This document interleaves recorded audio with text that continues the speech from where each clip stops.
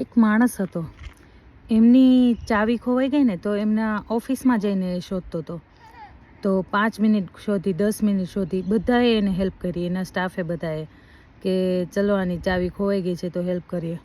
પછી છેલ્લે એક માણસે પૂછ્યું કે તને યાદ છે કે અહીંયા જ ચાવી ખોવાઈ ગયેલી? તો કે ના ના, મને યાદ છે, મારી ચાવી તો ઘરે ખોવાઈ ગઈ હતી, પણ આ તો અહીંયા પ્રકાશ છે ને એટલે હું અહીંયા શોધું છું.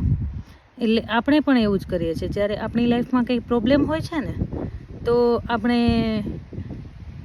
અંદર દિલથી નથી વિચારતા અને એનું સોલ્યુશન લાવવાનો પ્રયત્ન નથી કરતા.